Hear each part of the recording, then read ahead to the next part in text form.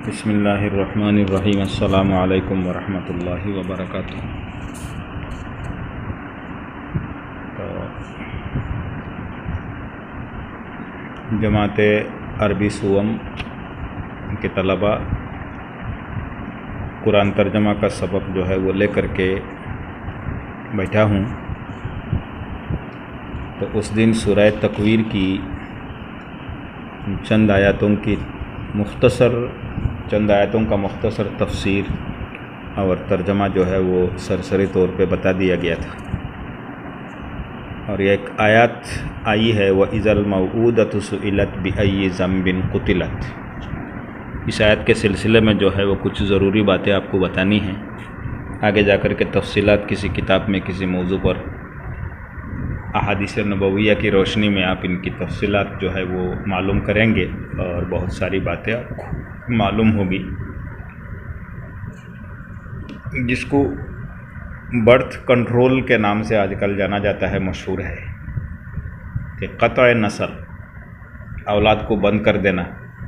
एक दो बच्चे हुए, सरकार भी आवाज़ लगाता है हम दो हमारे दो, हमारी शादी हुई जो हम दो बन गए हैं, तो अभी बच्चे जो होंगे वो भी दो ही होंगे, दो से ज़्यादा नहीं होंगे। दो होंगे तो खिलाएंगे कैसे, पिलाएंगे कैसे, वो फुला ढिनका बहुत सारी बातें आती है।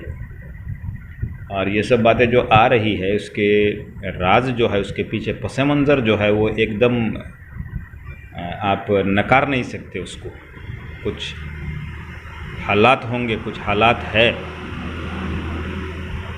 जिसकी वजह से यही सब बातें आ रही हैं कि औलाद ज़्यादा होंगे तो खिलाएंगे कैसे। लेकिन एक मुसलमान जो है, जो जिसको अल्लाह ताला पर भरोसा है, अल्लाह ताला पर यकीन है, वो कहता है कि कुरान कहता है कि वला तक़्तुलू औलादकुम खशियत इमलाक नहनु नरज़ुक़, कि भूखमरी के डर से जो है औलादों को कत्ल मत किया करो। ये कत्ल करने की चंद सूरतें होंगी जो आगे आ रही है, बता दिया जाएगा आपको। तो आइए इन बहस को छोड़ करके इस आयत को लेकर के बात आगे बढ़ाते हैं कि व इज़ल मऊदतु सुइलत। मऊदा का तर्जमा मतलब मैंने जुमेरात के सबक में जो है वो बता दिया है कि वो लड़की जिसको ज़िंदा दरगूर कर दिया जाता था। और कुछ तारीख़ी मकाम का भी मैंने तज़किरा किया था वहाँ पर उस सबक को, तो उसके साथ जुड़ करके आगे बात बढ़ाइए। अब सवाल ये है कि व इज़ल मऊदतु सुइलत, उस लड़की से जो है वो सवाल किया जाएगा। हालांकि लड़की से तो सवाल नहीं करना चाहिए था। अकल का तकाजा ये है कि लड़की का गुनाह क्या है, कुछ नहीं है, उसको तो ज़िंदा दफन कर दिया है।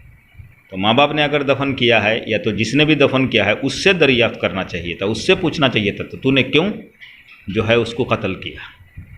तो उसके जवाब शायद उस दिन जुमेरात के सबक में मैंने बता दिया है कि चूँकि दुनिया में अगर कोई किसी को कत्ल करता है तो उसके भाई बिरादर जो होते हैं वो अदालत में जा कर के केस दायर करते हैं, फरियाद करते हैं, गवाह भी देते हैं, गवाही भी देते हैं। लेकिन जिस लड़की को उसके माँ बाप ने दफन किया है उसके दुनिया में कौन रहा फरियाद करने के लिए? कोई नहीं रहा। गवाही देने के लिए कौन रहा? कोई नहीं रहा। जब माँ बाप ने ऐसे कर दिया है तो अब गवाही कौन देगा, फरियाद कौन करेगा?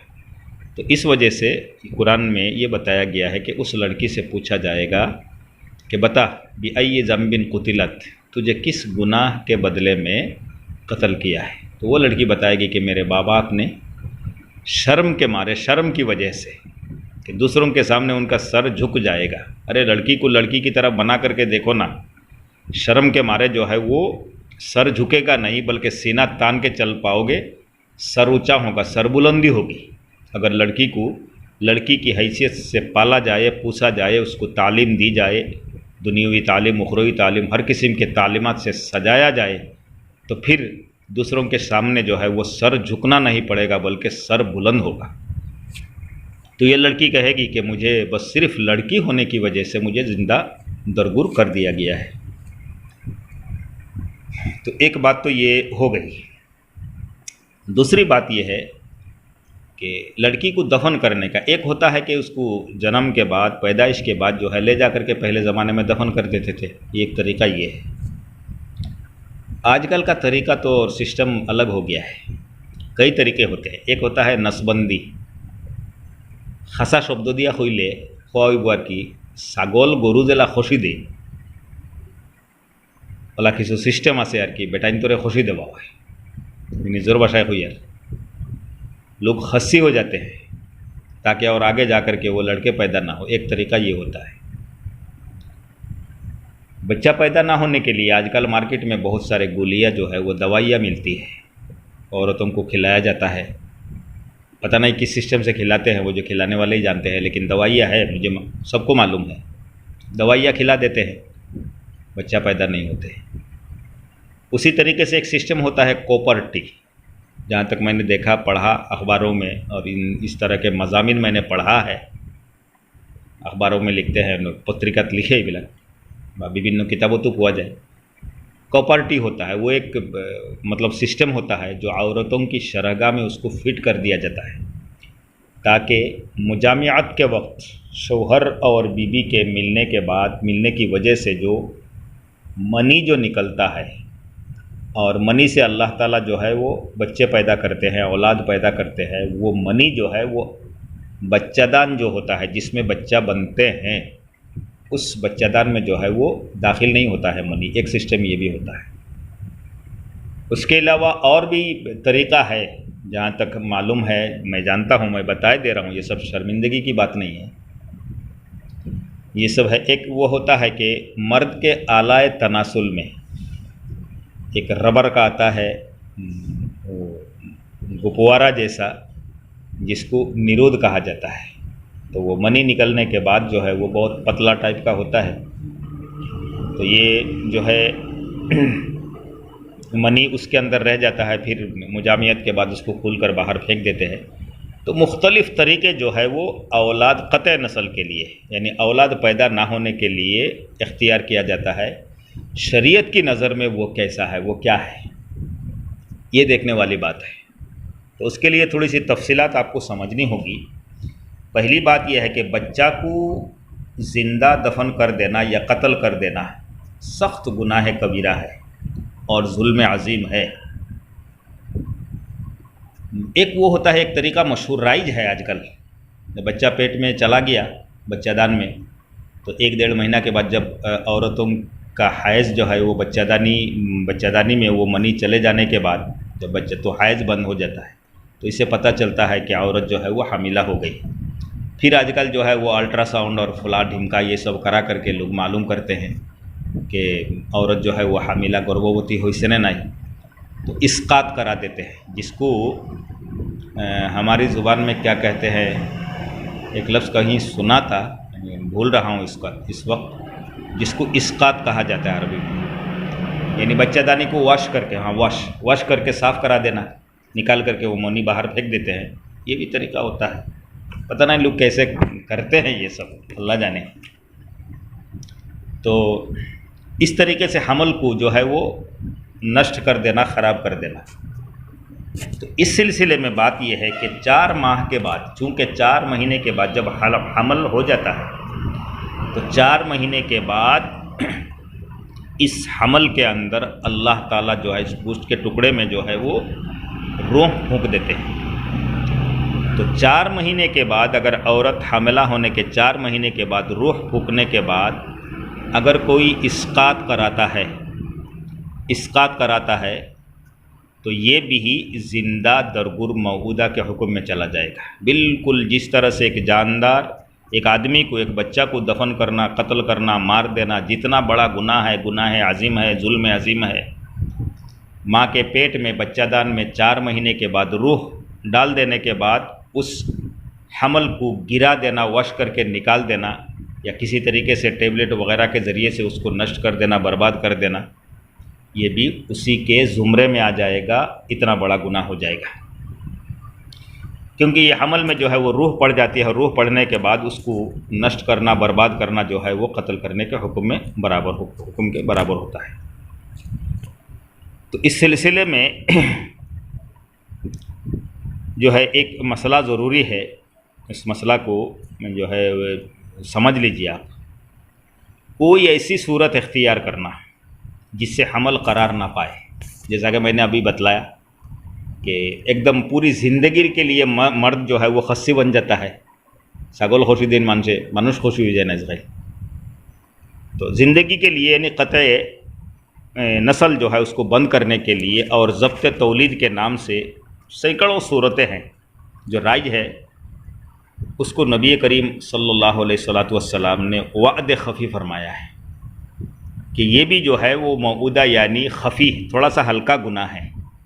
एक जानदार को दफन जिंदा दरगूर करना, कत्ल कर देना जितना बड़ा गुनाह है, 4 महीने से पहले हमल को गिरा देना या तो दवाइयाँ इस्तेमाल करना, जो भी तरीक़ा हो सकता है उसका करना, ये भी वाद ख़फ़ी नबी अलैहिस्सलातु वस्सलाम ने फरमाया कि खुफिया तौर से बच्चा को ज़िंदा दरगूर के कर देने के हुक्म में है। तो ये भी गुनाह है, लेकिन वो इतना बड़ा गुनाह नहीं है 4 महीने के बाद हमल गिराने का जितना गुनाह होगा, या तो पैदा हो जाने के बाद उसको कत्ल कर देना लड़की को, इसके इतना बड़ा गुनाह नहीं है, उससे थोड़ा सा कम गुनाह है। बाज़ दूसरी रिवायतों में अज़ल का जो तरीक़ा होता है, बता रहा हूँ मैं आपको समझने के लिए, समझाने के लिए, समझने के लिए भी और समझाने के लिए। एक तरीक़ा होता है अज़ल। अज़ल का तरीक़ा ये है कि बीबी से मुजामियत होती है, लेकिन जब मनी निकलने का वक्त आता है तो आलाए तनासुल जो है औरत की शर्मगाह से निकाल करके मनी को बाहर फेंक देना, इसी को इस्तिलाह में जो है वो अज़ल कहा जाता है। तो इस तरह की जो चीज़ें हैं अज़ल के सिलसिले में सहाबाए किराम ने नबी अलैहिस्सलातु वस्सलाम से दरियाफ़्त किया था। तो इसका मतलब यह है कि उस ज़माने में भी वो बात राइज थी। तो अल्लाह के रसूल अलैहिस्सलातु वस्सलाम ने सुकूत इख्तियार फरमाया, अज़ल के बारे में सुकूत इख्तियार फरमाया, कुछ नहीं बोला, जायज़ है नाजायज़ है कुछ नहीं बोला। तो ज़ब्त तौलीद के नाम से बस एक मसला आप याद रखें कि बच्चा पैदा ना हो, आगोलोई जाते आरो लरा छोৱালী जन्म নহয়, তাৰ কাৰণে যিবিলাক ব্যৱস্থা লোৱা হয়, মই নিজৰ ভাষাতে কৈছোঁ, তাৰ কাৰণে যিবিলাক ব্যৱস্থা লোৱা হয় সেই ব্যৱস্থাবিলাক যদি একদম চিৰতৰৰ কাৰণে বোলে নাই দুজন হৈ গ'ল ইয়াৰ পিছত আৰু একেবাৰে নালাগে, সেইটো কৰাটো হাৰাম নাজাইজ, জাইজ নহয়। हाँ अलबत्ता যদি কোনোবা মহিলাৰ এজন বিজ্ঞ ডাক্তৰ, যিকোনো ডাক্তৰৰ কথাটো নহয়, এজন অভিজ্ঞ ডাক্তৰে যদি কয় এই মহিলাজনীৰ দ্বিতীয়বাৰ যদি গৰ্ভৱতী হয় তেতিয়াহ'লে মহিলাজনীৰ মানে জানৰ শংকা আছে, মৃত্যুবৰণ কৰিব পাৰে, মত হৈ যাব পাৰে বা ডাঙৰ কিবা বেমাৰ হ'ব পাৰে, তেনেকুৱা অভিজ্ঞ ডাক্তৰ এজনে যদি কৈ দিয়ে তেতিয়াহ'লে এই ज़ब्ते तौलीद আৰু কতয়ে নছলৰ কাৰণে যিবিলাক ব্যৱস্থা ল'ব পৰা আছে সেই ব্যৱস্থাবিলাক কোনোবাই ল'ব পাৰিব, জাইজ আছে। মছলাটো ভালকৈ বুজি লোৱা। এজন অভিজ্ঞ ডাক্তৰে যদি কয় যে এটা দুটা ল'ৰা ছোৱালী হোৱাৰ পিছত, জন্ম হোৱাৰ পিছতে যদি ইয়াৰ পিছত যদি মহিলাজনী গৰ্ভৱতী হয় বা ল'ৰা ছোৱালী জন্ম দিবলৈ যায়, তেতিয়াহ'লে এই মহিলাজনীৰ জানৰ খতৰা হ'ব, জানৰ প্ৰাণৰ শংকা আছে, মৃত্যুমুখত পৰিব পাৰে। তেনে অৱস্থাত ज़ब्ते तौलीदৰ কাৰণে যিবিলাক ব্যৱস্থা আছে সেই ব্যৱস্থাবিলাক ল'ব পৰা যায়, জাইজ আছে। তো মোৰ বোধেৰে আজিৰ সবকত এইখিনিকেই থাকক। আকৌ এবাৰ তৰ্জমাখিনি মই কৰি দিছোঁ ওপৰৰ পৰা, এই তৰ্জমাখিনি তোমালোকে ভালকৈ চাবা ইনশাআল্লাহ। ইয়াৰ পিছতৰ সবক যিটো হ'ব সেই সবকতে সূৰাটো শেষ কৰিব পৰা যাব। অকণমান তফচিল আছিলে আয়াতটোত, সেই কথাখিনি মই তোমালোকক কৈ দিলোঁ। ইয়াৰ পিছত যদি কিবা খুজিবলগীয়া আছে, জানিবলগীয়া আছে, ইনশাআল্লাহ ফোন কৰিলে সেইখিনি কৈ দিব পাৰিম ইনশাআল্লাহ, বা তোমালোকক কৈ দিয়াৰ চেষ্টাটো কৰিম। ইজা শামসু কুव्विरत, जब सूरज की धूप तह हो जाए, जब सूरज बेनूर हो जाए, वह इज़न नुजूमुन कदरत, और जब तारे मैले हो जाए, वह इज़ल जिबालु सुय्यरत, और जब पहाड़ चलाए जाएं, वह इज़ल इशारु उत्तिलत, और जब बियाती ऊँटनियाँ छुटी फिरे, वह इज़ल वुहूश हुशिरत, और जब जंगल के जानवरों में रोल पड़ जाए, जंगल के जानवरों में रोल पड़ जाए, बुडमुड हो जाए। मैंने मिसाल देकर के काजीरंगा की मिसाल मैंने दिया था। वह इज़ल बिहारु सुज्जिरत, और जब दरिया झुके जाए, वह इज़ल नुफूस ज़ुव्विजत, और जब जियों के जोड़े बांधे जाए, वह इज़ल मौऊदतु सुइलत, और जब बेटी जीती गाड़ी हुई को पूछे, यानी जिंदा दरगूर करने वाली लड़की से पूछी जाए, बिअय्यि ज़म्बिन कुतिलत, कि किस गुनाह पर वो मारी गई, कि किस गुनाह पर उसको कत्ल कर दी गई। बस আজিৰ সবক এইখিনিতে থাকক ইনশাআল্লাহ। কালিৰ সবকত গোটেই সূৰাটো শেষ কৰি আকৌ এবাৰ গোটেই সূৰাটোৰ তৰ্জমাটো কৰি দিম। তৰ্জমাখিনি ভালকৈ চাই থাকক। আসসালামু আলাইকুম ওয়া ৰাহমাতুল্লাহ।